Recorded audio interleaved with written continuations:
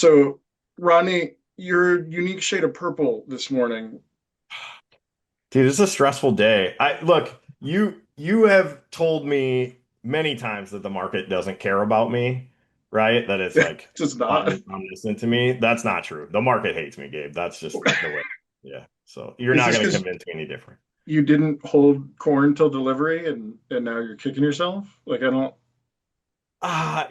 So just like long story short, we had a bunch of call options bought that were doing really well, and Monday was good, and what I missed sight of that you would have known blindfolded is that suddenly my delta was like 100, right? One. Yeah, or one.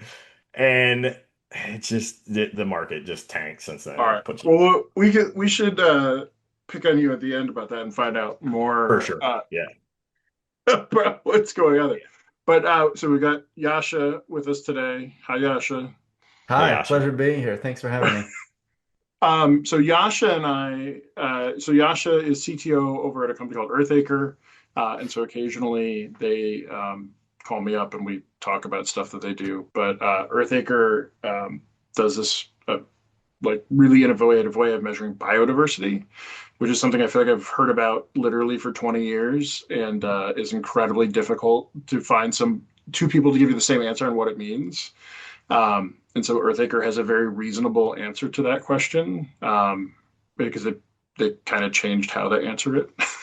Mm. So we definitely should talk about that. But Yasha's CTO there, he's got like a extensive entrepreneurship background as well as he likes to refer to some corporate America thrown in. Um, yeah. And so Ronnie, you've never met Yasha. I have not, no. All right. Heard a lot Yasha. about you. Oh, Yeah. I hope good things. All good things. Yeah, for sure. Yeah, well, Ronnie and I were talking, and we're like, we've talked to too many grain people lately. Who's somebody who'd be fun to talk to that's not? And so that you were my reflexive response. It's like, shit, Let's Yasha. do it. He's I'm always excited. entertaining. So welcome, Yasha. Yeah. Thanks. Really exciting to chat. So Yasha, can you talk a little bit more about exactly, I guess, what you're doing today? That, yeah. Yeah, definitely. So EarthAcre is a company that was started about 3 years ago, at the beginning of the pandemic. I guess maybe it was more than three. The years start blurring together. But with the pandemic. But at the beginning of the pandemic, myself and my co-founder were found ourselves asking a question of why is there massive sell-off of indigenous land happening? My co-founder is from Kenya, so he was seeing this a lot around the areas he grew up in, and whether we could do something about it, right? And the answer was, I would say, fairly simplistic. A lot of indigenous practices can no longer support the livelihoods, just economically. So folks out there are using things like ecotourism and other means to add to their income in order to make it sustainable to live in these lands. And so when the tourism went away during COVID, folks started selling land, and we thought that we could help. And that's sort of how the idea of Faker came to be. At first, it was in partnership with some folks who were looking at just donation type raising money, just hold us over. But we thought there's got to be a way for people to understand how valuable the remaining nature on our planet is, right? And that's how we got there. So nowadays, EarthAcre works across a number of projects in Kenya and starting to expand outwards. These projects are both restoration and stewardship or sustaining current ecosystems, right? And we're finding, looking at various financial mechanisms to get folks paid for the stewardship that they're doing. And I think the biggest differentiator between what we do and what's been done before is that instead of working with a single large landowner, we work in really complicated community-based structures, which provide much better outcomes for nature and also for livelihoods on the ground. So it's a really powerful model that leads to much better outcomes for ecosystems. Yeah, one of the things that I've learned from you guys, or that I understand slightly better, but certainly by no means deeply understand, is like land ownership in Africa is like very different than traditional Western land ownership structures.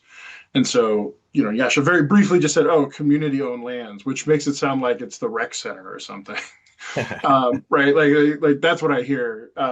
And so, but it's a totally different ownership structure. And so I think I'm going to ask Yasha to go into it a little bit more because I just think it's like fascinating to better understand. And it's also one of the reasons why like all those different species and different types of things still persist is like those structures, kind of were built. They hadn't been disturbed until far more recently, where colonialism hadn't completely penetrated. So I think it's a really different type of land stewardship than we think about. I would say on the Western side, like because it's not just.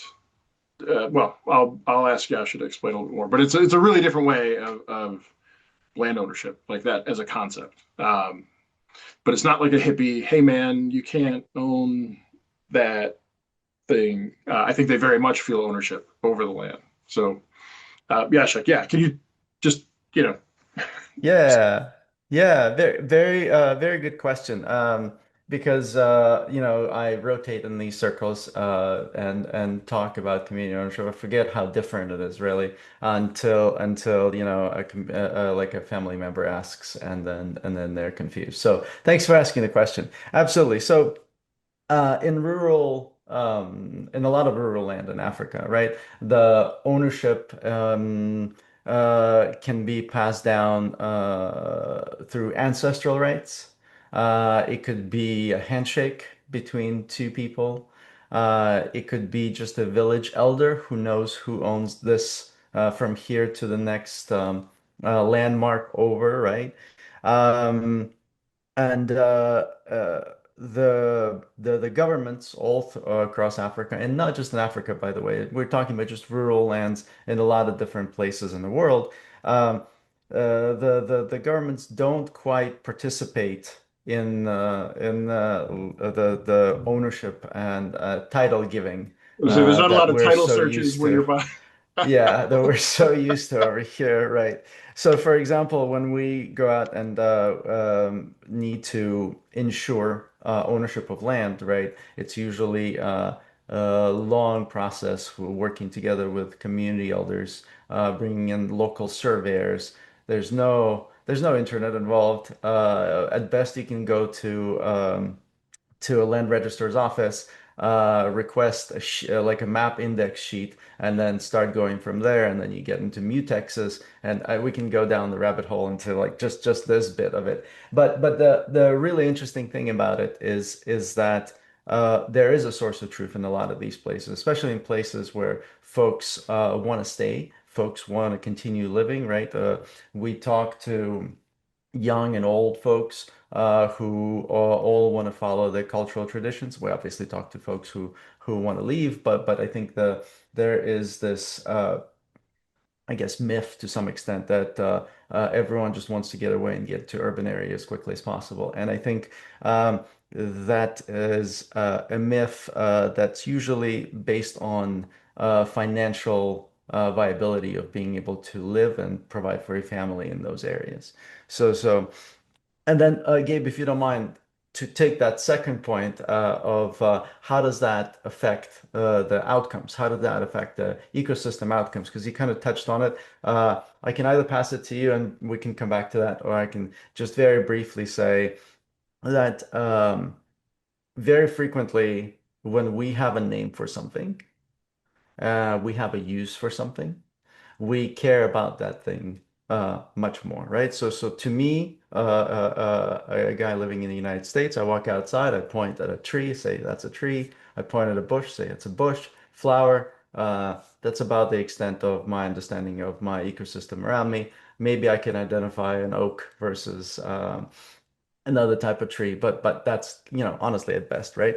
When I'm walking around with folks around these areas, and they're showing me, okay, this bush, when the cow is having problem calving, we make a brew for the cow. When someone is having seizures, we make a brew out of this tree. We use the bark for this. We use there is a part of the livelihood that revolves around using the ecosystem around them and caring about that ecosystem around them, right? And therefore, the outcomes to stewarding that land is much better because they care about not just one or two species, but about the ecosystem health as a whole. Rodney, I've been struck over the couple years that I've talked to the folks at EarthAcre about how similar I think the struggle is to like rural America as it is to these communal lands in Africa, right? It's the Yeah. same problem, right? Like you're looking for to bring wealth, like the family grows, like there's not enough room to sustain them in that spot. Who's late, who's leaving, who's staying. Like and by the way, like Yasha said, lots of folks want to stay, right? It's just that the opportunity isn't clear. And so yeah, I mean, just thinking about that. So something I was reminded at Cargill how over and over again we would see people who were really successful in the company, especially earlier stage career, when they would get married and think about having a family or whatever. If back home their family was successful, right, or there was an opportunity to take over the family farm, they would drop Cargill in a heartbeat, right, and Yeah. go right back. That's right. Um, and I, so it's on so on one hand, it's a very like different type of environment, but the values seem largely the same, and so I think that's an interesting or a helpful place for me to be in terms of when I'm working with them on advising like the different types of things that I know about, right? Like, well, parts of it are incredibly different. Like some of the fundamental stuff is the same. And it was right like Mark Tracy, who I haven't had on, but I've worked with on and off for a long time, also works at EarthAcre. He's on their board there, and Mark and I used to always get frustrated because we'd hear about how different everybody want to tell us how different their farmers are, right? Like, oh, my farmers are different. Like I can tell you, I have now worked with farmers across whatever, 40 countries or something. Like, sure, there's absolutely differences country to country. But at the end of the day, most of the problems are the exact same, right? They Yeah. structure a little bit differently, but like the core issues are the same.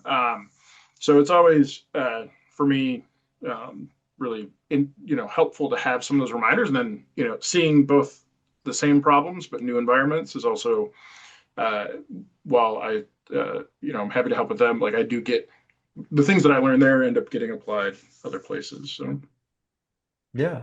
No, that's also a super good point from the usual conversations that we're having are like, oh, indigenous point of view has this sort of additional knowledge, but and it's true in a lot of places, but you shouldn't also disregard local knowledge coming from the farmers communities that exactly that you're talking about. That same local knowledge is what helps them get the best out of the land and also understanding the ecosystem as well. by the way, Rodney, you should ask Yasha where he lives. Yeah, where did that was my question. Where do you live, Yasha? I'm in Chicago, Illinois, Oh, okay. All right. and I hear there are a lot of fellow Illinoisans. That's right. You're from like, are you from Chicago then, or No, no? no, my story takes me far and wide. I was born in Leningrad, Okay. and my family immigrated when I was 14 to DC, where I spent most of my time. I went to University of Maryland, College Park there, and then my wife and I moved to Chicago when she got a job here. Yeah, you find yourself saying Chicago's beautiful this time of year, right? It's just Chicago is lovely. I think most of the times of the year. I'm more of a cold person than a warm person. So, yeah, so I don't mind the winters either. yeah, cool. Like emotionally, or Both. wow, wow, that was a hell of a pause there. I don't mind going outside, I should say, right? Maybe I'm not the Wisconsinite that you'll find walking around in shorts in the middle of December, But Yeah. but you know, I think you can always put an extra layer and still be really comfortable. So you mentioned Kenya, at least a good chunk of your work is done in Kenya. Yeah. Why Kenya? Like, Uh, yeah. Yeah, so that's predominantly due to our really close connections to Uh, the indigenous communities there, right? My co-founder Viraj, who I worked with previously at the my last company, Uptoro, um, is originally born in Kenya. He is Kenyan American. We also have Patita, who is a chairwoman of the Indigenous Women's Maasai Council for in Kenya, and then also our sister company, our ecotourism company, is in Kenya as well. So it really gave us a leg up of understanding and building products for and with the communities on the ground instead of just sort of coming in and being like, "Hey, we heard you have this problem and we have a magic solution." Well, yeah, in right. Kenya, also like from a infrastructure perspective, is one of the leaders, I would say, in that geography around creating markets, like trying to put structure around environmental credits and things like that. Um, 100%, it's the people there, but I think part of that is it's people, but also that environment is far more conducive than some of the other ones. It's just for starting something out, the hurdles are a little bit lower than say if you were trying to do something like in Central Africa or yeah. Um, so True. And Absolutely. when you mention stewardship, like that can mean a lot of things. Like, what's the goal? Is the goal like long-term viability, like monetary return on ground or, carbon type stuff or what's the goal there? Great question. As with carbon, and we're learning quite a lot from carbon markets, right? A lot of folks are looking at concepts that would translate from a carbon market to biodiversity markets. Concepts like additionality, concepts like permanence, etc., right? Leakages, and on and on and on, right? Um, so from point of view of stewardship, the best way to do to I guess if you wanted a parallel, but I really dislike this parallel, would be to say, okay, this kind of more of a red plus situation, right? It's kind of more of an avoidance situation.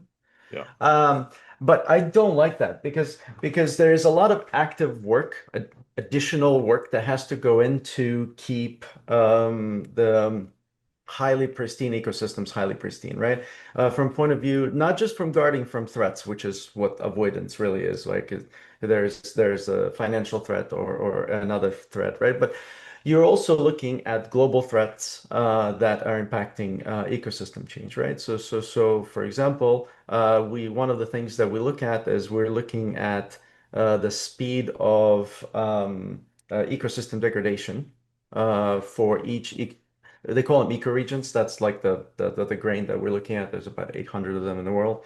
But what do we say for each ecosystem type, right? So we're looking at the speed of conversion plus degradation as climate changes and as some ecosystems thrives and some ecosystems thrive and some don't, right? So it's the work that goes into stewarding the ecosystem, keeping it to as close to pristine as possible or intact, although intactness is also there's a bunch to discuss there. But Yeah. but it's the keeping ecosystems for wildlife open for wildlife and wildlife movement, as well as having the ability to then not fully not go the national park route, like if you're familiar with that, right? Because Mhm. national park routes usually is like all humans are removed.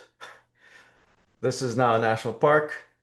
And we are seeing that even here in the United States, we're seeing that the outcomes there may also not be as good as on, again, like local community owned and local community managed ecosystems. so so Yasha, you're CTO over at EarthAcre, right? And you're dealing with like uh, and I mean, we can talk about it in that community context, or if there's a different problem you want to talk. But I mean, I think you deal with a set of problems that are similar to problems we've dealt with in agriculture in terms of like, how do you reconcile a messy on the ground reality with the digital record, right? So forget not necessarily the land. Well, maybe it is the land ownership, but like, how do you approach that? So putting your tech hat on, like, how do you structure some of these incredibly unstructured problems and turn them into something that you can, you know, build a business with? Great question. You want us to come Uh, back in 3 years? Would that be better? I feel like it's partially a setup for me to just say AI will solve all my problems. All right. But of course, that's not what you're asking. Um, Complicated problems, as they say, have complicated solutions, right? And the way that I like to think about it is I like to think about what is the smallest chunk we can solve well that provides the most amount of value, right? So when we look at a really complex system, uh, right, like ecosystem, so nature, land ownership, community dynamics and like 20 other things, government, blah, blah, blah, legislature, yada, yada, right? Uh, it's hard to represent for sure, right? Gabe, I'm not sure if you're more asking like my approach to the product development in these situations or not. But I would, if it's product development, then I think it's um, so far, it's really been traveling on the ground, sitting down and running design sprints workshops with communities themselves, with stakeholders, and trying to figure out what is the smallest chunk we can help provide the most value in, right? But by your expression, I'm getting that that was not the question. So, Well, I'm more thinking about so I mean that product development approach I would say is pretty similar to most other product development approaches, right? Get as close to the problem as you can and yeah, figure out what the next thing is that you can do that's achievable that adds value, right? mhm. Like Yeah. that people care about. I'm more thinking about I think like with so it's not looking for AI as the answer here, but like with your technologist hat on, right? Like I think so. Fair enough. Like, so I will share this. So at work at Little Leaf, I think I've talked about like there's a lot of room to grow there from a tech perspective.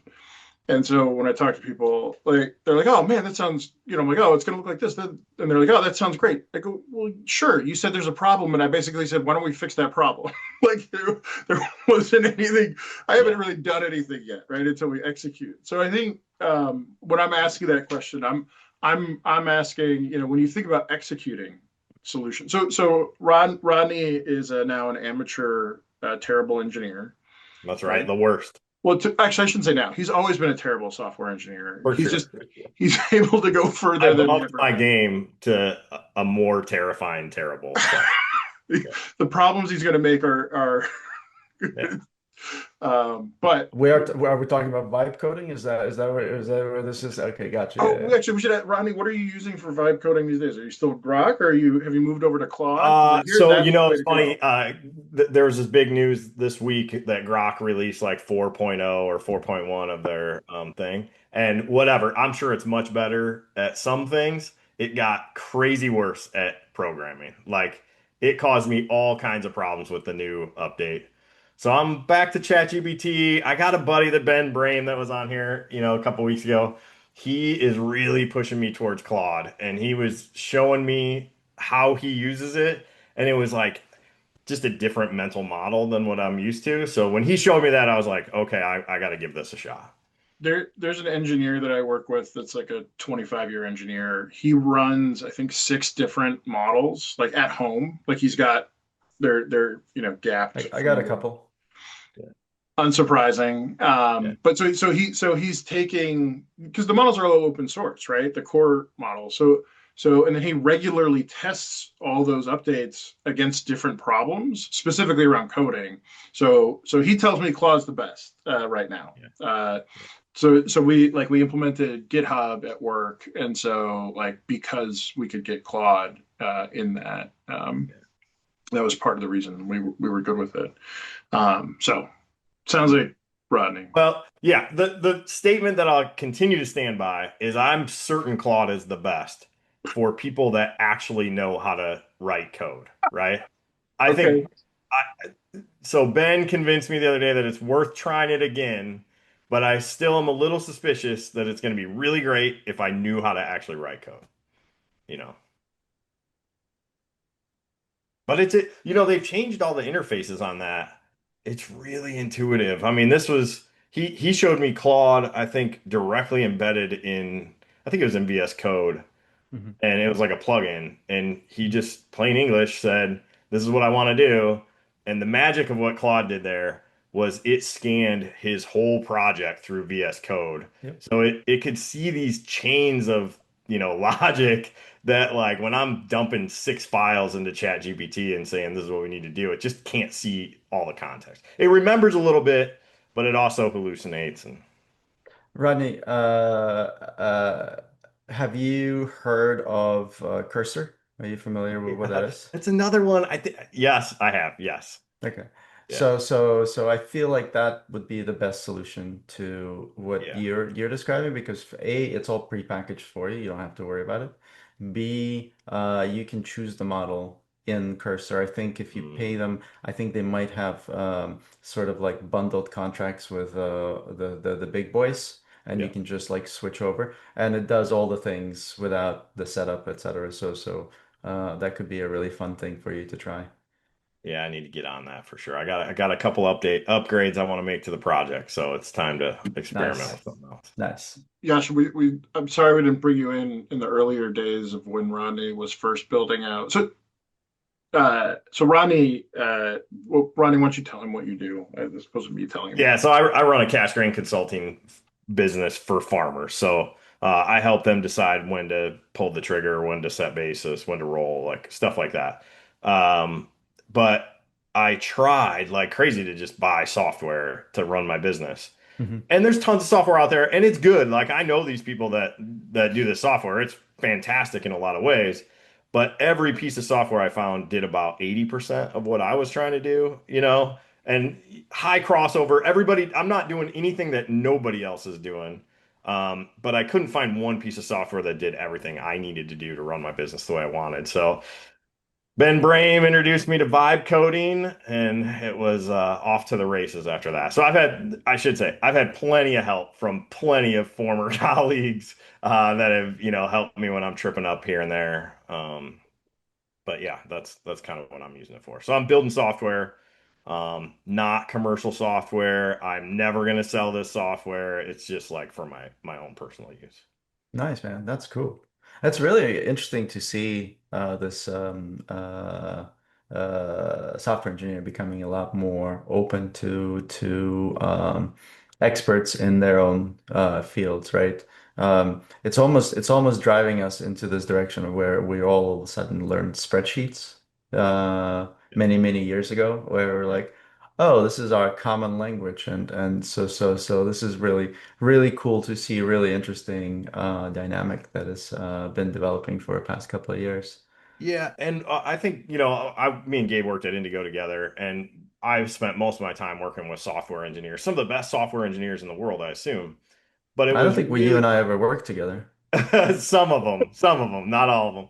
But it was always hard to translate like the commercial things that I was trying to do in agriculture to the engineering side of things, right? It just seemed like we were never on the same language, and like, not to toot my own horn, I think I'm better at that part of it than most people. So I can't even imagine, like a super traditional grain guy trying to explain to a super traditional engineer what's going on. And the cool shift that I've seen here is now in plain English, I'm telling ChatGPT what I want. It knows the context. Like, when I say the first time I typed fob values into ChatGPT and it spit back like, "Oh yeah, I see what you're trying to do here. You're trying to compare, blah blah blah." I was like, man, I've spent months trying to explain that to engineers, right? And it just knew the context. So what I love about it is in the end, the code's messy, it's dirty, it's ugly. But when I show the code to engineers that aren't ag people, they're like, oh yeah, this is terrible, by the way, but I get what you're trying to do and can fix it in a lot of cases. That's awesome. Yeah. Um, yeah. So Yasha, what I was looking for with my question was understanding like when, like I said, with your technologist hat on. So, okay, you figured out like, okay, I need to keep track of how do we convert again this set of very messy ownership data. What I guess data is the right word. This very messy like scenario system of ownership. How do I systematically create something that represents that in an accurate, defensible way? Like, how do you? So you've decided that's the problem. Like, where do you go from a tech perspective, thinking about addressing like that stuff? Yeah, okay. Yeah, so you're asking me to solution, my favorite part of engineering. Hell yeah. I got you. Okay. Well, so again, I think there are multiple problems there, right? One of the most interesting ones that we're seeing right now is exactly that, right? There are some documents that already exist, possibly, right? Maybe they're PDFs, maybe they're most likely they're not PDFs. Most likely there's a piece of paper, right? Somewhere. And it's the standard product we would be developing maybe, what do we say, 8 years ago, with a very small team of 1, 2, 3 engineers, would be a data entry, take a photo, store a photo, create some fields that you want to extract, have people manually extract, right?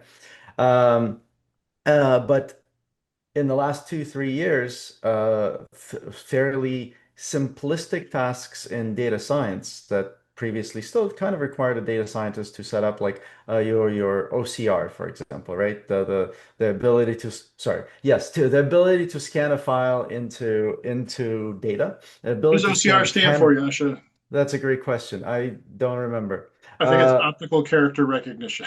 Thank you. There we There we go. go. I just know the sound it makes when it kills a man. But yeah, so things like that, things like um, how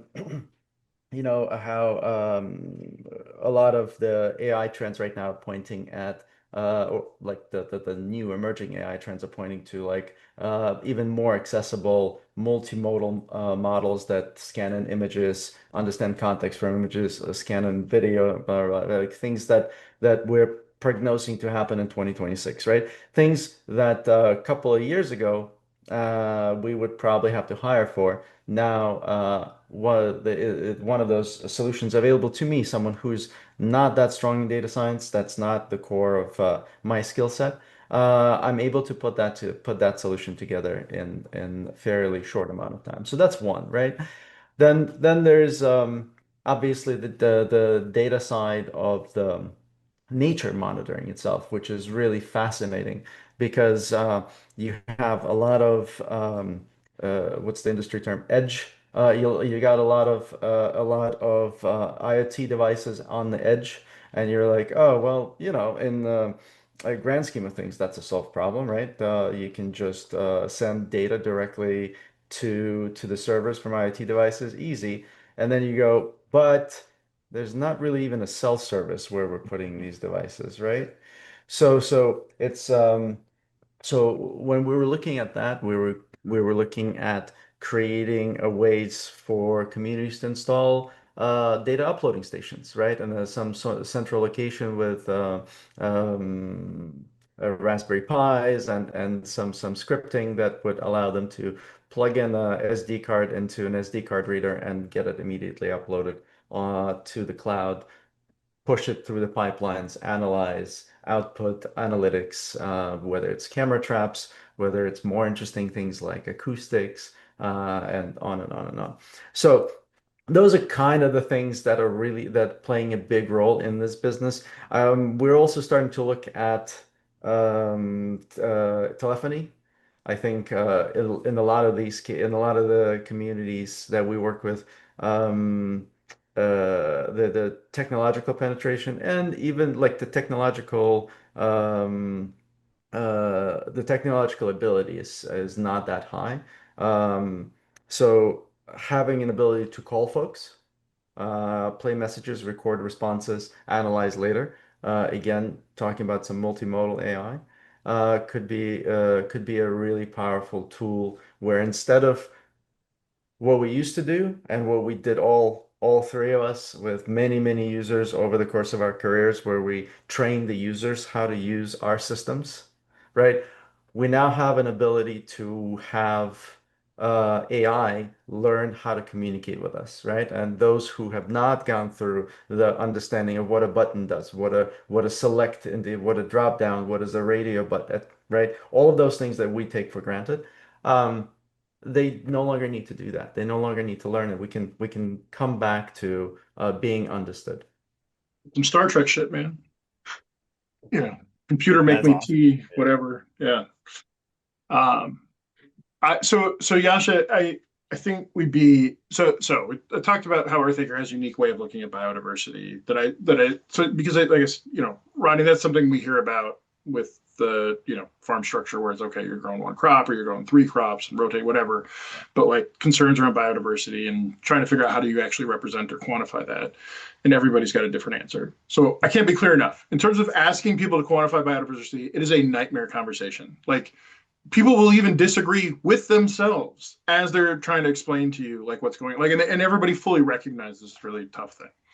So I will talk about it really, in the way that I understand it, and Yasha has a far deeper understanding. But EarthAcre's moved to this idea of biodiversity capacity, and so it's being able to measure an area of land, square meter, a square kilometer, a square mile, and its ability to actually how much that biodiversity can it support. So the reason it's really helpful is I think to most people an intuitive relationship in terms of the idea that like the more plants there are, the more animals or things that you find on a piece of land, like that's probably correlated to its ability to hold more biodiversity, right? The more stuff that's there, the more stuff it can handle.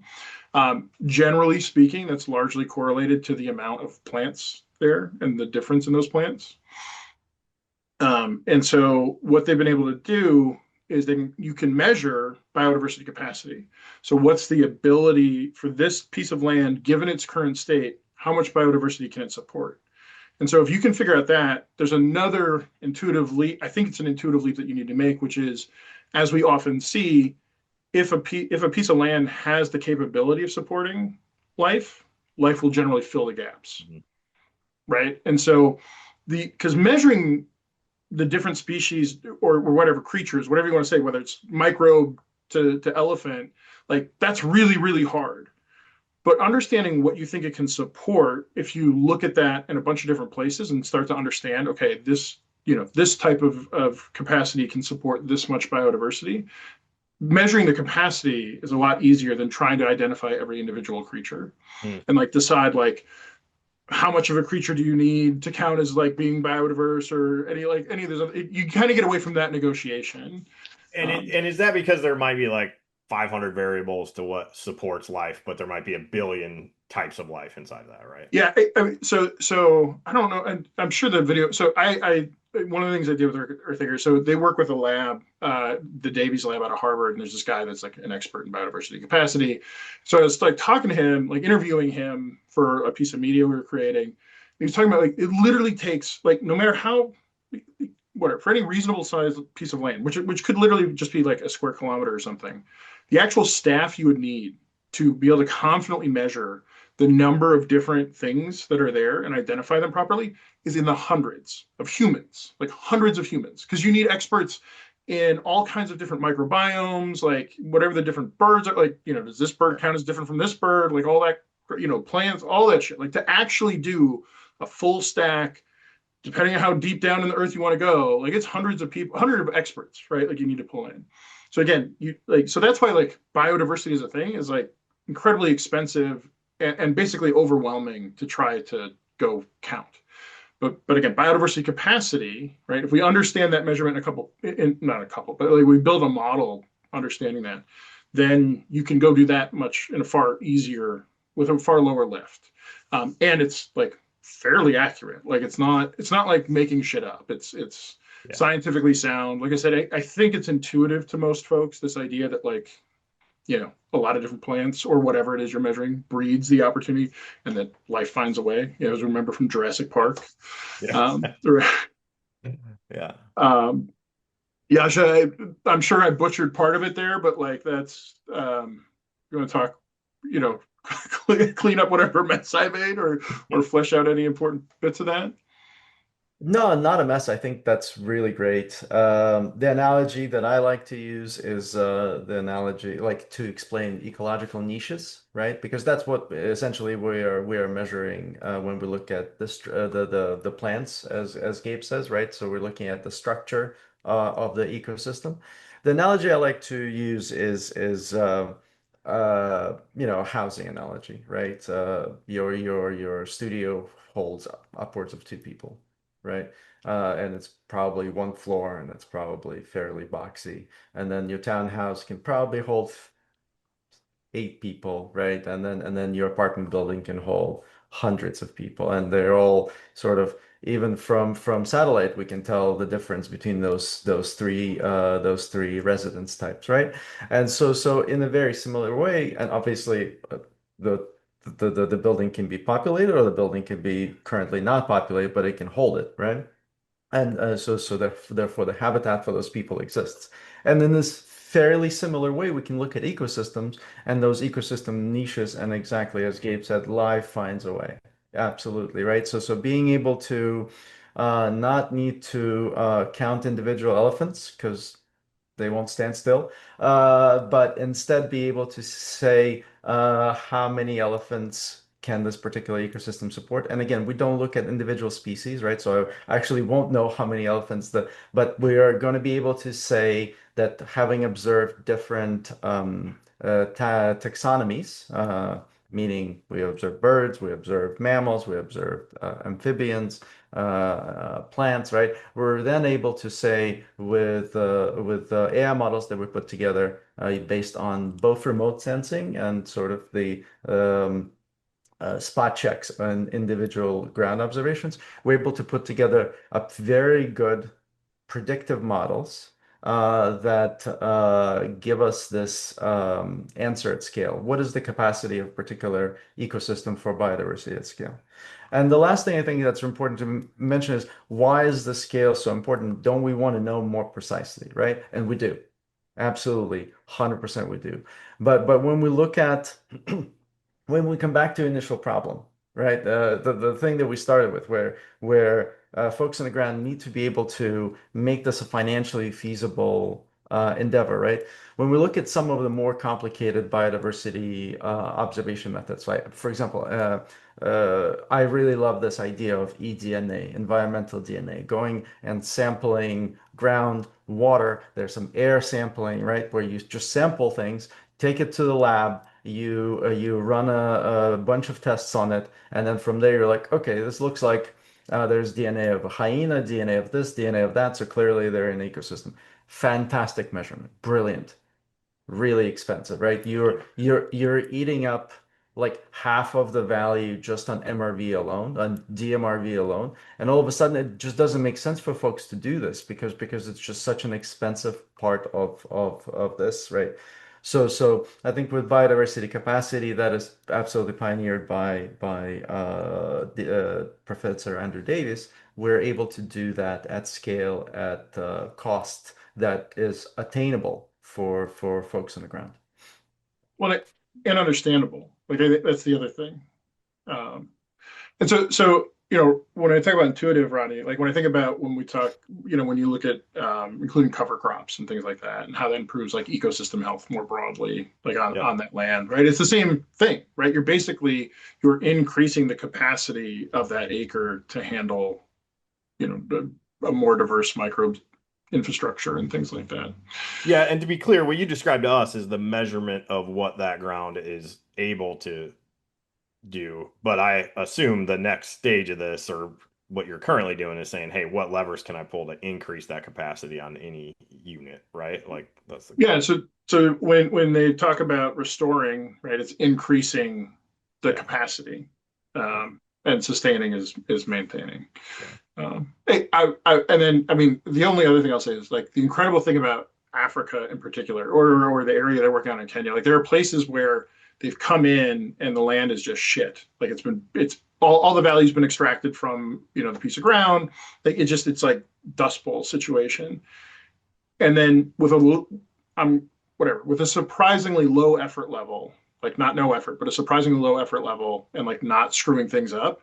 Like 3 years later, you never would have thought that that was like Dust Bowl situation. Like like that's the other incredible thing when you think about like I there are plenty of, I would say, acres I've seen over the years where if you just leave them alone, like you might get some scrub brush on them over, if they've had a lot of and if nobody's touched them. But that's part of the reason it is that not only that indigenous communities knowledge around how to maintain that land, but also the environment itself just lends itself really.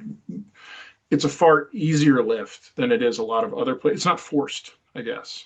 Like it is a healthy place for that. Yeah, I think it's really important to remember again with nature, right? Where life finds a way. Having healthy biodiversity sources, right?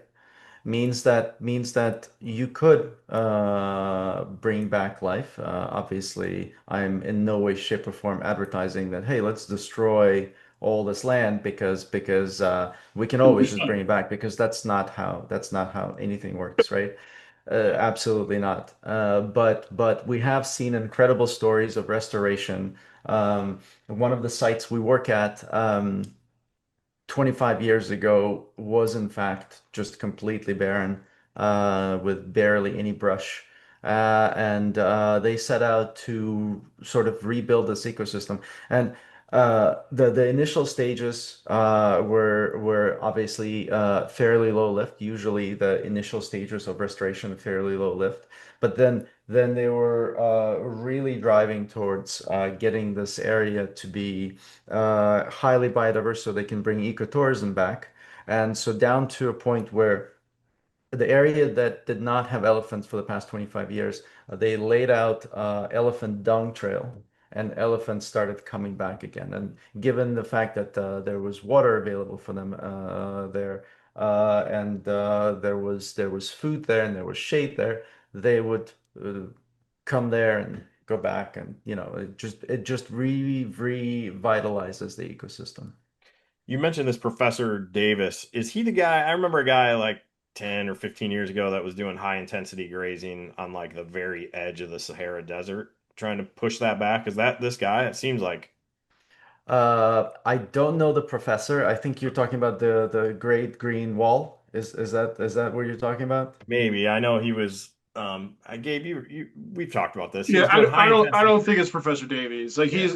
he is an expert in African grassland, and but like his focus is far more on that whole biodiversity aspect, and like he's I, I think he's a biologist by. He's a remote sensing ecologist, right? So his strength is computational ecology from really interesting using really interesting instruments, right? So highly precise lidar. We're talking about the various frequencies of light in order to look at ecosystem as a whole and deriving relationships. And yeah, other digital observation methods. Hmm. Uh, Ronnie, should we talk about corn? I have some product questions actually. So, are Oh, you building, is this a platform that you're building or yeah. Yeah, so we're building a couple of things. Yeah. So as I alluded to in the beginning, we started with doing a couple of projects ourselves, right? Don't sell solutions to someone else where you haven't sold them for yourself, right? So we were fortunate enough to partner with a couple of incredible organizations on the ground, and started doing the biodiversity projects. And I think we also have a carbon project that we are helping on the community side, not on an MRV side in any way, shape, or form. So let's make sure to set the record straight. But on the community side, to understand the community problems and to understand the nature problems, right? Yep. So with these couple of projects up and about, we're seeing the issues and the difficulties on the ground, and we started building a platform to help ourselves first, right? A set of tools, I would say. Why don't we call them set of tools first? And now we are at a platform, a level where we've got a platform that allows both project developers, project funders, community organizations, conservancies manage their projects in such a way that they can traceably show who owns what, who is getting paid for what, down to individual landowner for individual piece of land, and also what are the outcomes, right? Obviously, we're looking at nature outcomes, and now we're also looking to bring in additional outcomes depending on the type of project that's being run. Because I think that being able to layer incomes for folks on the ground, as long as the projects they're running are pro nature, right? As long as they're not planting monocultures, we want to be involved. We want to help them out. We want to build with them. I was gonna say, so I don't think we have time to go deep on it, but we should think about having Yasha back to talk about the payments problem. Would love to. Like, yeah. So I'm gonna put a pin in it because like I don't think I can't believe we haven't talked about pay. So sorry, Rodney, go back to your product questions. Just one more question. So this money has to come from somewhere. So there's some investor that is, giving money, whether a government or whatever. And then your platform proves the outcomes of that investment. Like are you trying to prove like an ROI? Is that a big part of your product here?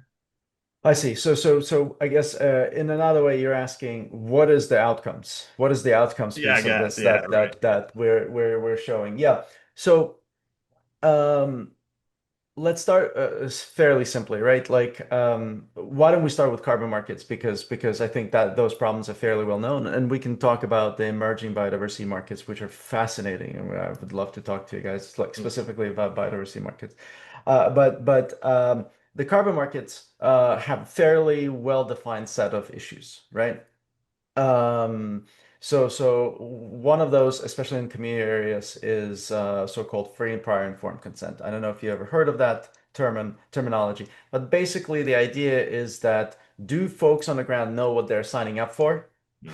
Are they signing up for it willingly and fully understanding how it's going to impact them? Do they know how much they're going to get paid? Do they know how the land use is going to change in order to, et cetera, right? So and so there are a lot of protocols around that, just making sure that that's being done correctly. Well, Uh, it's worth calling out if you read headlines about like projects failing for one reason or another or fraud.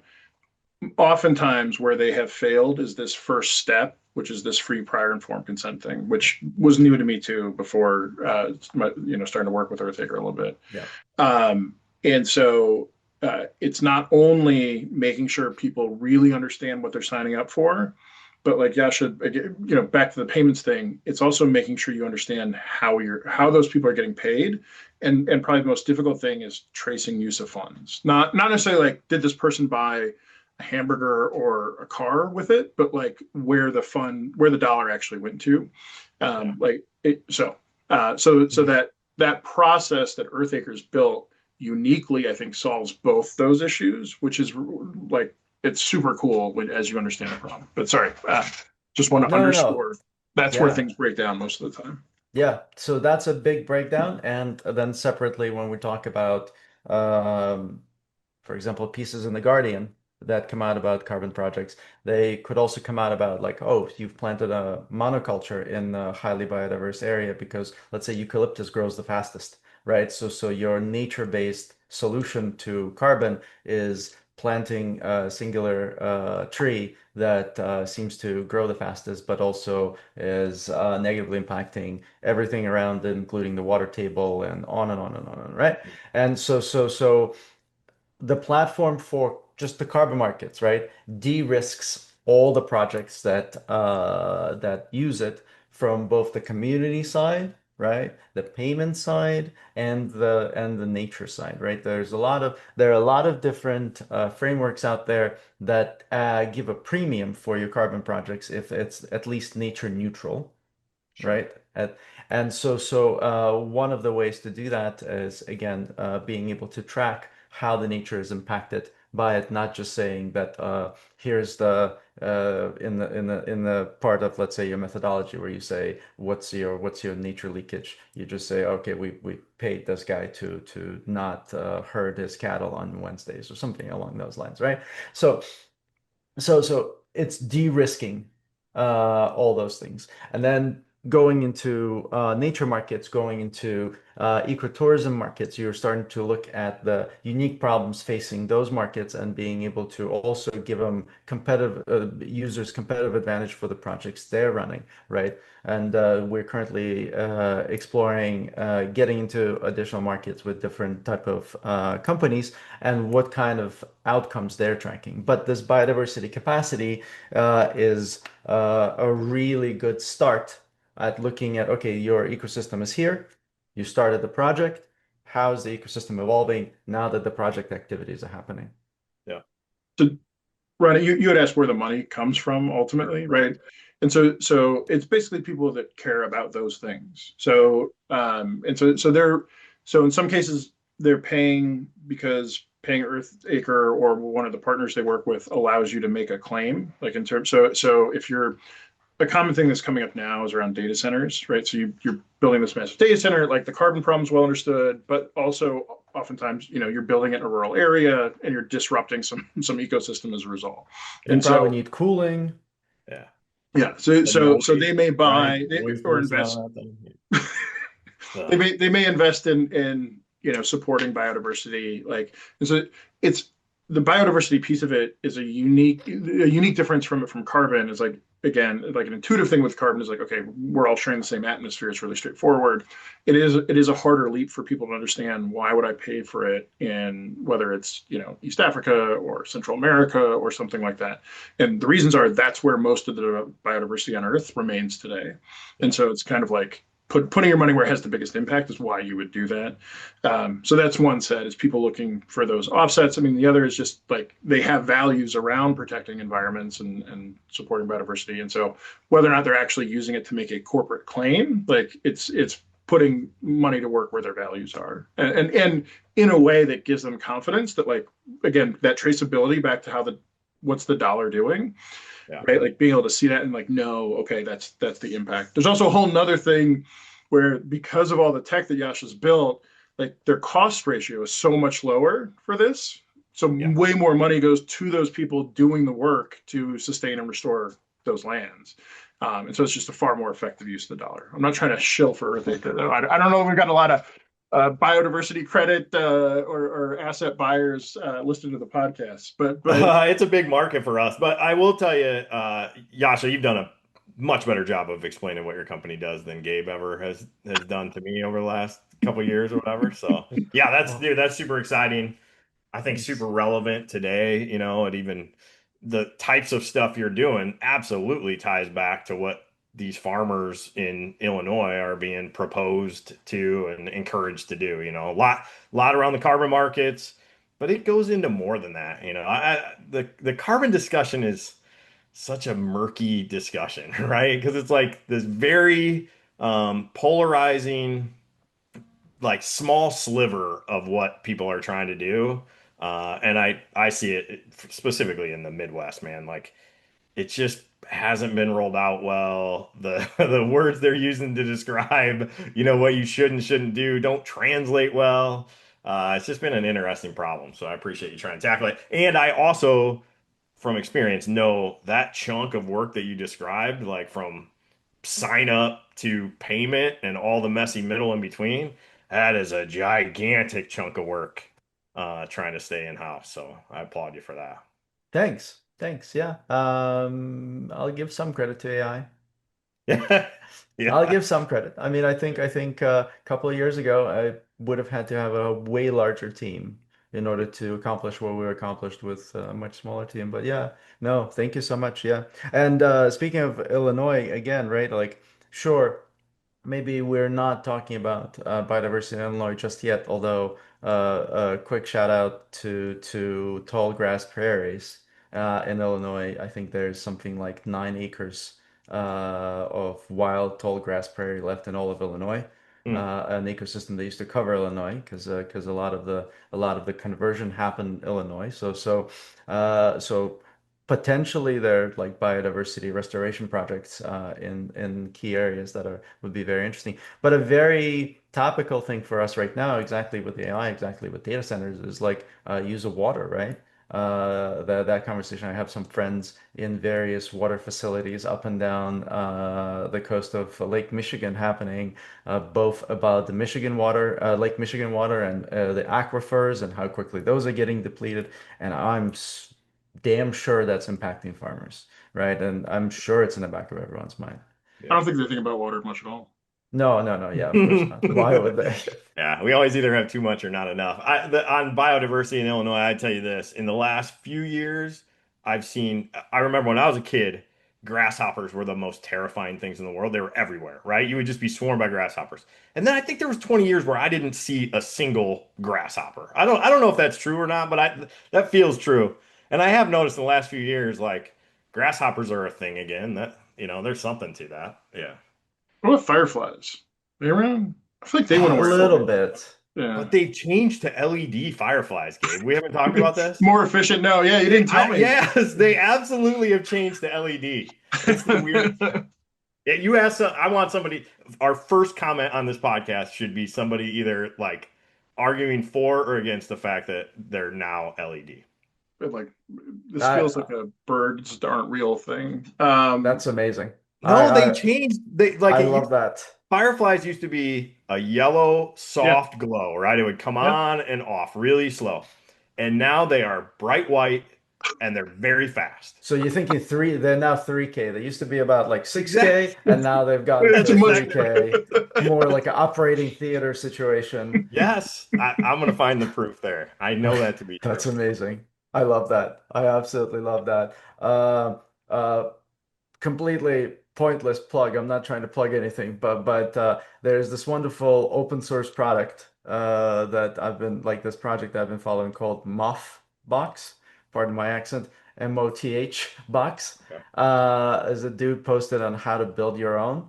And basically, it's a box that using UV light attracts moths and other insects at night to land and takes pictures of them and does using AI identifies what landed on it. Super neat.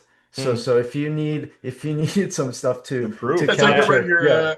Yeah. yeah, yeah, Yeah, yeah. I just wish I had the data from 20 years ago, but That's There's true. probably there's That's probably true. some video imagery you could find. Um, yeah.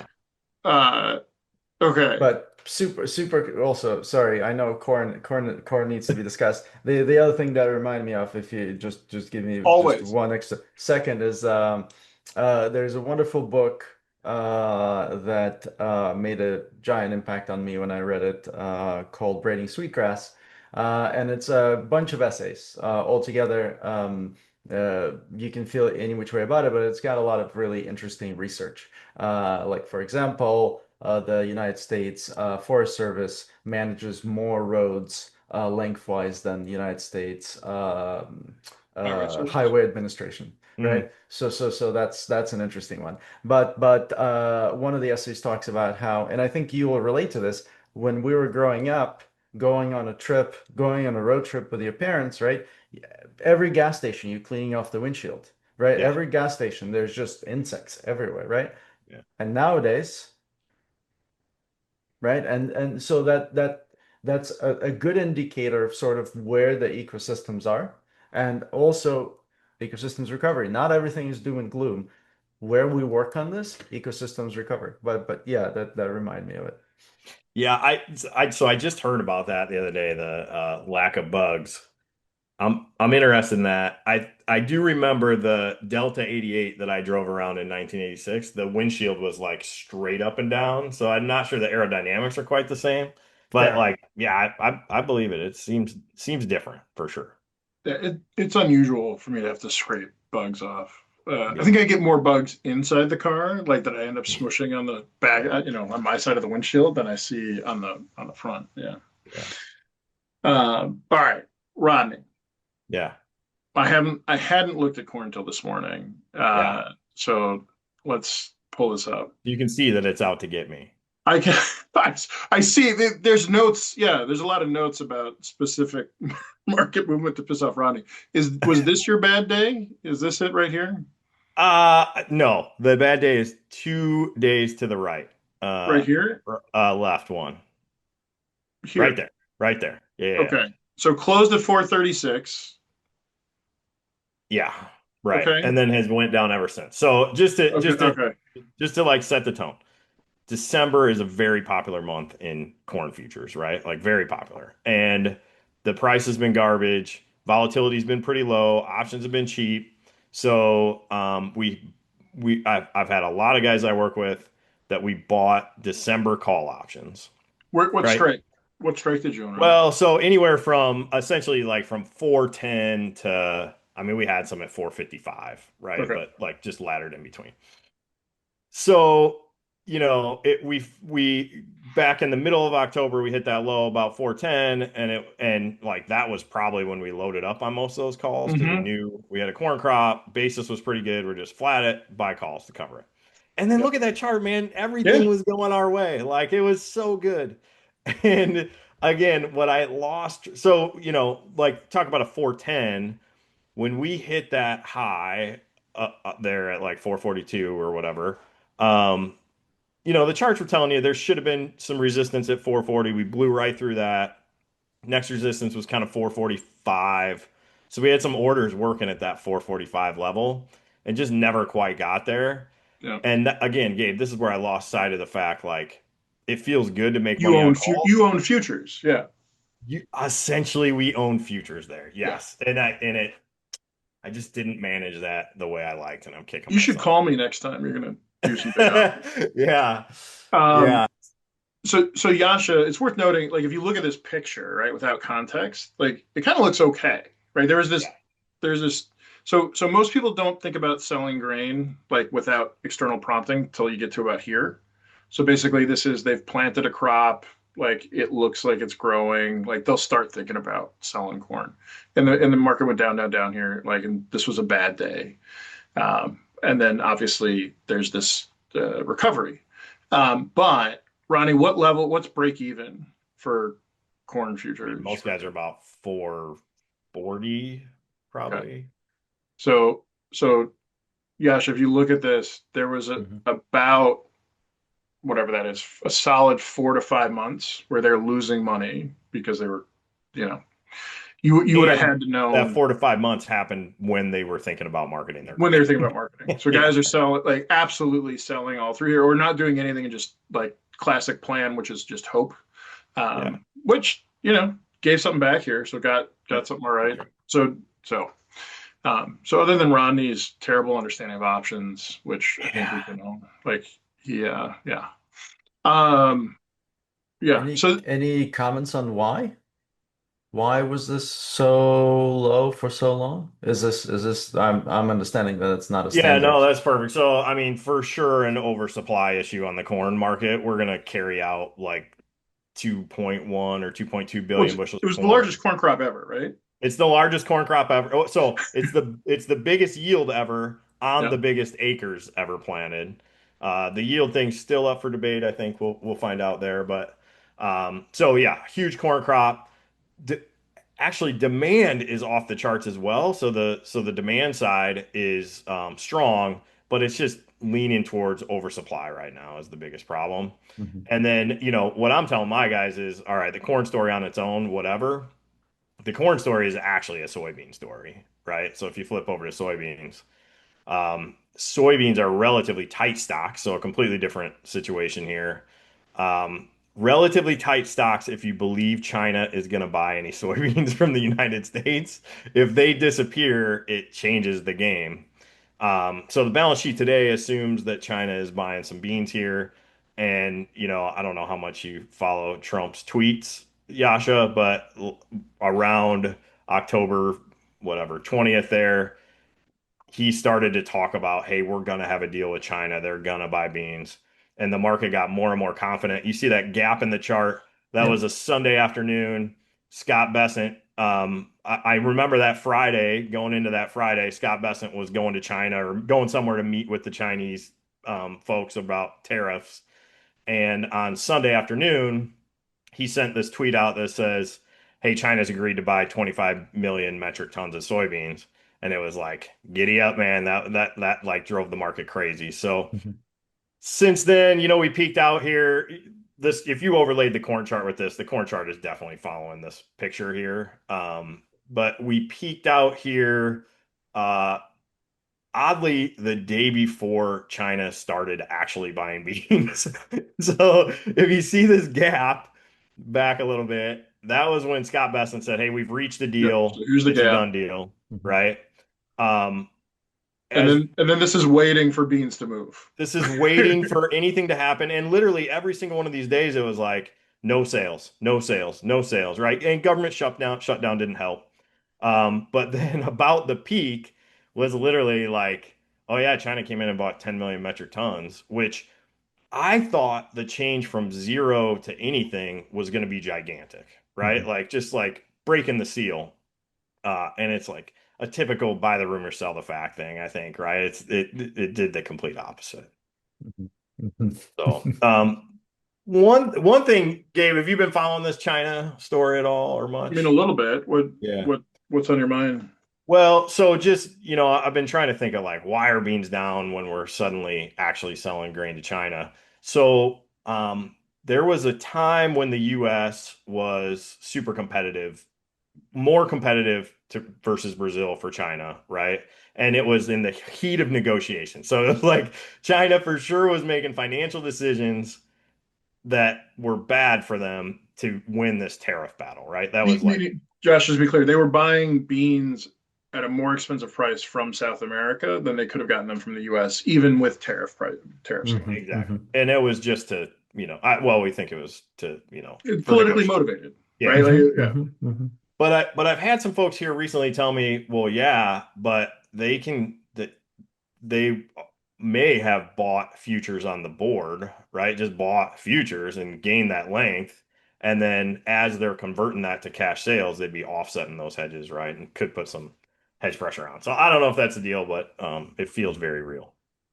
Yeah, I mean, it could be. I like it. Also, I think part of it is just when you send out a headline about they're buying 25 million, tons, and then they don't do anything for 3 weeks, and then buy 10 million, like that. Like that's what I think is ultimately driving the biggest change here. It's not Yeah, right. them taking bean contracts to delivery or something. Yeah. Also, I misspoke. They bought like 1 million metric tons Okay. of, yeah, right. Yeah. Yeah. So it's like, I mean, I would say as is classic, maybe they agreed to buy 25 million, but did not agree to any particular timeline, right? Or Well, something. there's and they've thrown out a few timelines. Supposedly it's 12 million by the end of this calendar year.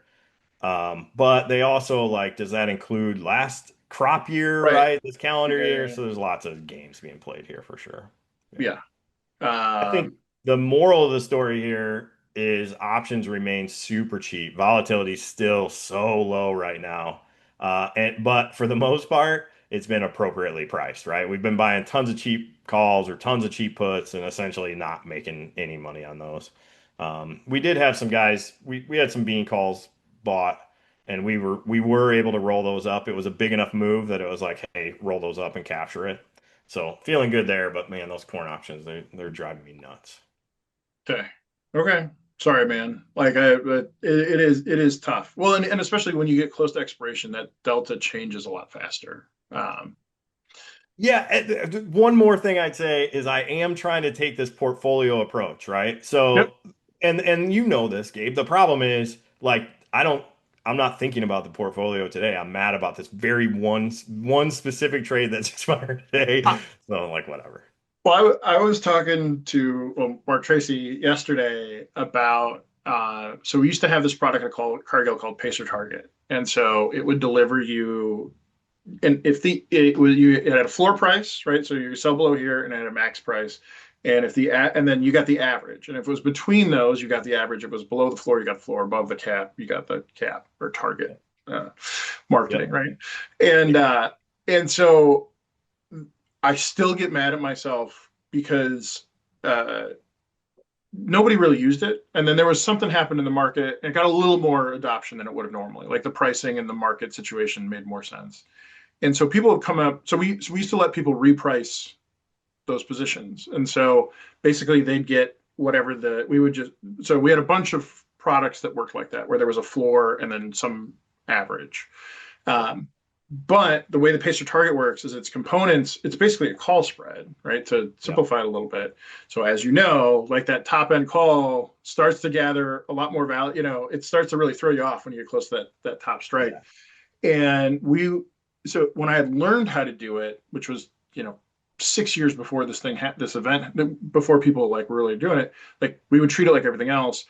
But what we should have done is we had to include what they had to pay to get out of the top end of that call, right? And reduce the average by that price if they were getting out in the middle of it. And like, I just bring that as like, I still get so pissed at myself for not realizing that we were doing that wrong.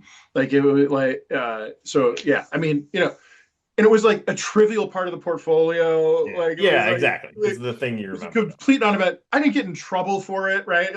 Like my boss, Jeff Seeley, who was great at like, people made errors. He set a really good example. He didn't like scream at me or anything, right? But man, I was just like, oh, I was so embarrassed. Like it was just like, I can't believe I didn't even think about this. Like I just, so I think about that regularly. Some screw up from 10 years ago that maybe cost, $200,000 or something. Like it was like, in terms of just an idiot. So anyway. Hey, one more addition to that. So with this bean market rallying like this, we're starting to look at new crop sales, and it's just a wild card on if we should be selling or not. So I looked at some min maxes, and I was talking to Dean Durden about it, who's been on the podcast, and he said it the greatest way. I was like, man, I like the min max because I like the prices that it's at, but my concern is we get up that top level and like I just can't get out of it. Right? There's nothing I can do. And he said it best. He's like, dude, a min max is like trying to land a 747 on an aircraft carrier, right? Like the odds of that coming in exactly where you want it are essentially zero. So ultimately we decided not to do it, but check the hog or the beef market lately. So I've got Feb futures up here, and so I finally don't look like a moron. No. So Yasha, this is a weekly chart. So it goes back a little bit further. But basically starting here, we had Nate Bravitz on who talked about so Nate's a guy, he's another ag guy. He runs a small cow calf operation in addition to all the 80 other things he does.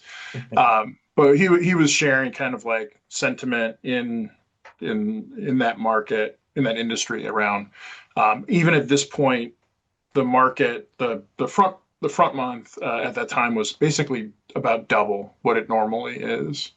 So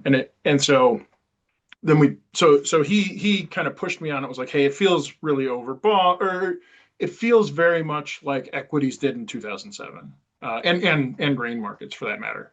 And so Nate, we worked together at that time, so that really jumps out at me. He's not a real sensational guy, right? He's not given to hyperbole. Yeah. And so when he said that, like, I was like, all right, let me take a look at this a little bit more. I was like, oh, man, like, yeah, it has a lot of those. This particular has a lot of those symptoms. And then we were looking at kind of the more macro stuff around what the government buyouts, where they were letting people, basically deferred layoff stuff, right? They were going to get paid for the next 6 months.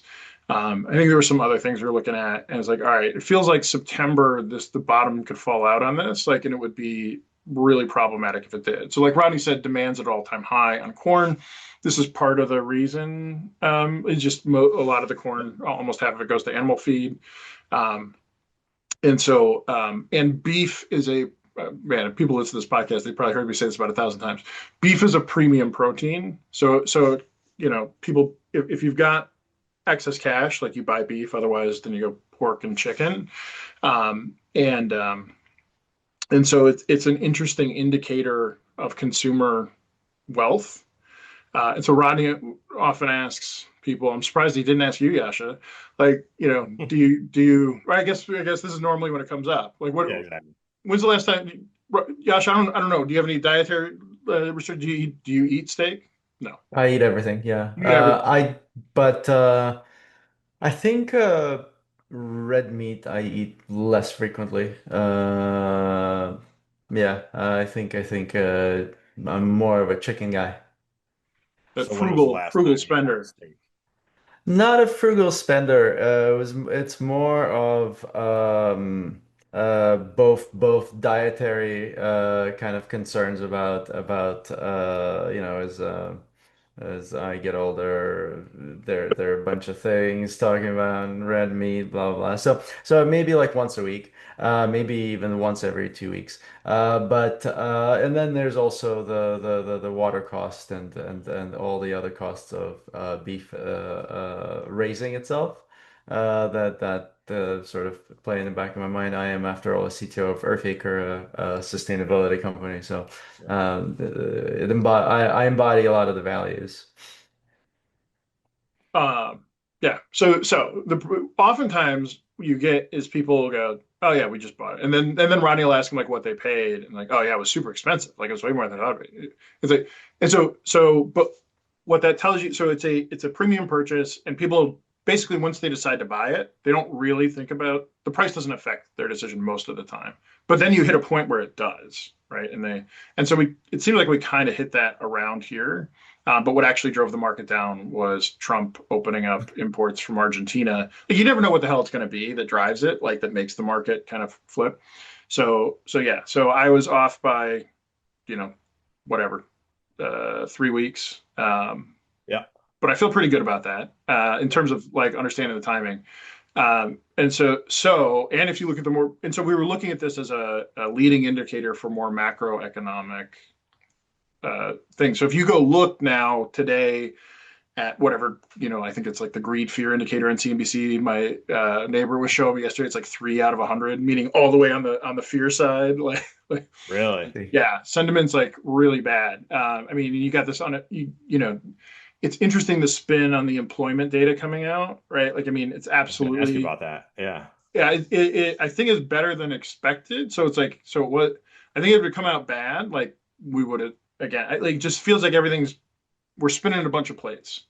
I Yeah. you know, uh, so I'll continue to say, if the markets hold through whatever I said, Jan, Feb, like it feels like they'll probably make it through whatever the heck's going on right now. Yeah. But I mean, the I can't remember if I talked about this before. Somebody did a bunch of research on major technological like productivity enhancements and how that impacts employment numbers. And so what you find, so the layoffs we're seeing actually have nothing to do with AI. AI is like the air cover for it.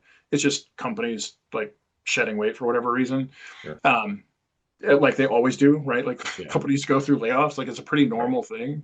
But what happens is when there are large productivity gains through a technological enhancement, um, when there's a recession or a down, whatever you want to call it, right? Like even if it's not recession, but or depression, right? It's just a hard move down.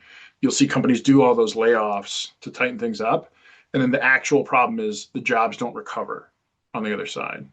So like that's when we'll actually see layoffs because of the productivity enhancements that people are getting out of AI. Now, one other thing, and this is so I've also said I feel like AI is in a bubble. Like I was saying this like about Yeah. 2 months ago. I was like, I feel like it's like that's like a March April thing. Sure. And so I saw somebody articulate it way better, which is we're in an LLM bubble, not an AI bubble. So like AI has and continues to demonstrate fundamental value in more traditional AI stuff.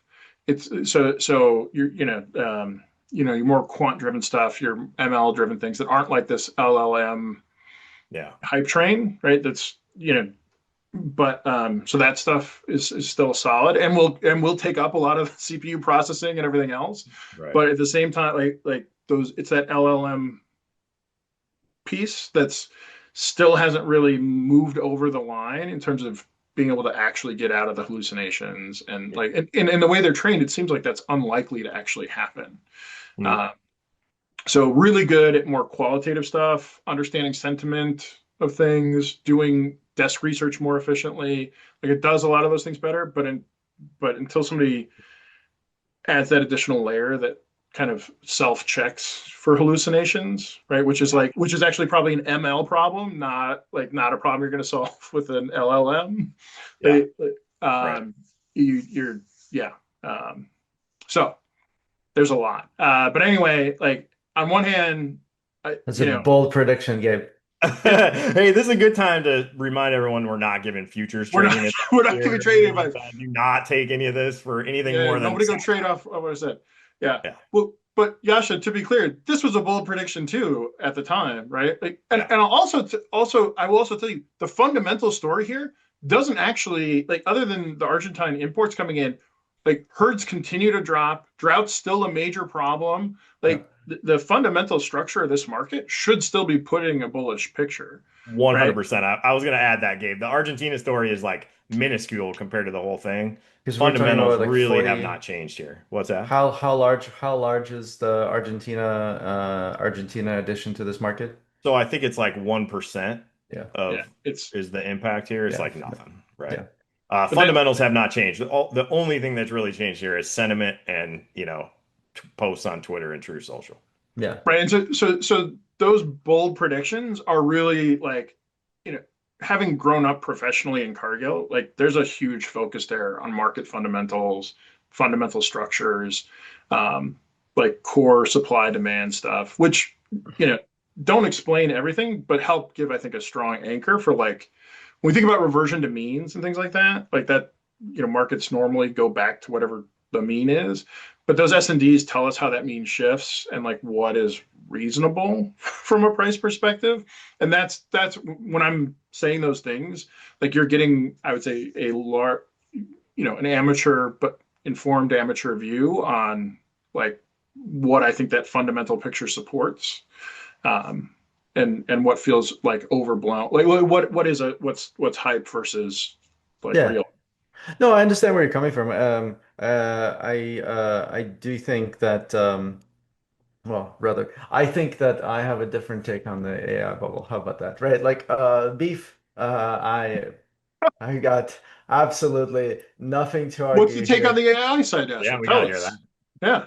Um, I think so 100% agree on the jobs, by the way. Like couldn't agree anymore on the jobs. That's the I was like if the jobs come up, I was honestly probably going to say the same line if we were going to discuss it. It's all on the recovery. It's not in the usual Mm. Q4, Q1 shedding in the large companies, right?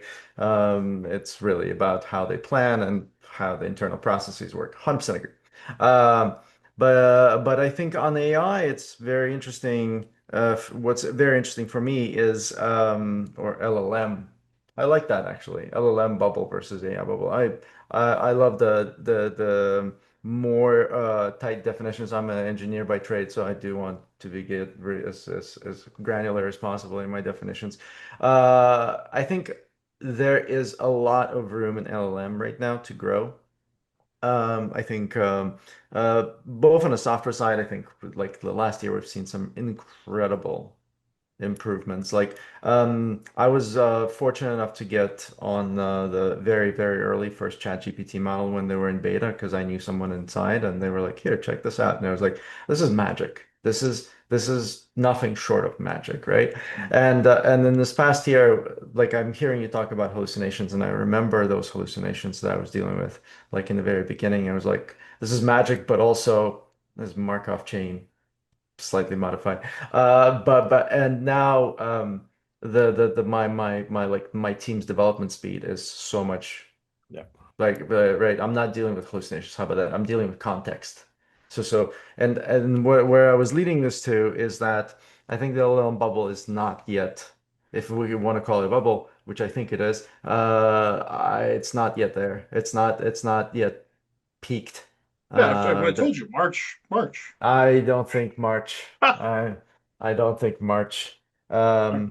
I think there's a financial argument to make, right? Like sort of if we think back to like all of the other sponsor behaviors that we have to be really worried about as consumers, where like well, you remember when like Uber was super cheap and we're like, oh my God, great. Well, And this is the enshittification problem, right? exactly, exactly, right. And that's sort of like when you want to make a PR statement right now, you say, "Oh, I don't need junior engineers. I just do everything agentically, and everything's great and fantastic and blah blah." Right? I think that's a horrible misnomer to think about. But I think there's quite a bit multimodal stuff coming that's going to continue pushing this market.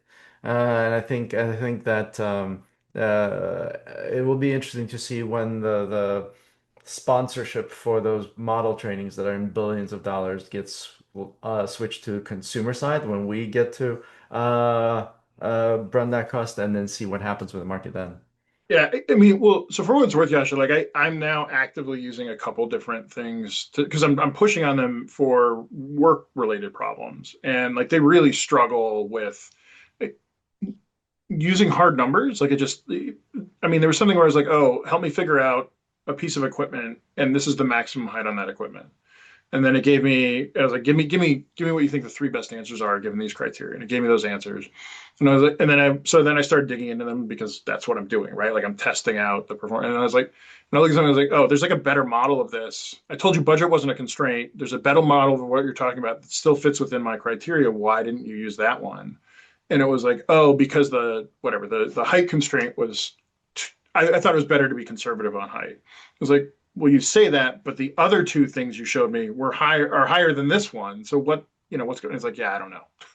Like, and it's like, okay, great. Like, and Have you that checked? Sorry, quick, immediate debugging session, like engineering mind turned on immediately. Have you checked when what was the cutoff date for the training data set that the LLM was trained on versus the I did not. newest version? Okay. So that was using, I was using Perplexity, Mhm.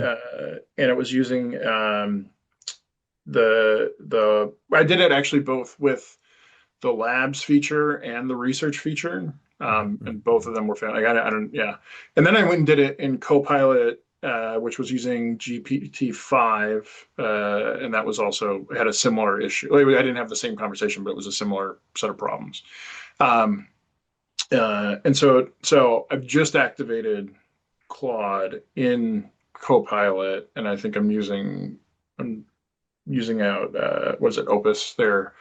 Um, I think Deep it's research tool or whatever. yeah, like but again, like I'm just it because for where I'm at, like there's definitely a value of being able to give people a natural language way to ask questions that are really, that get at asking what should really be ML AI, more traditional ML AI driven um, tools, like and be able to give.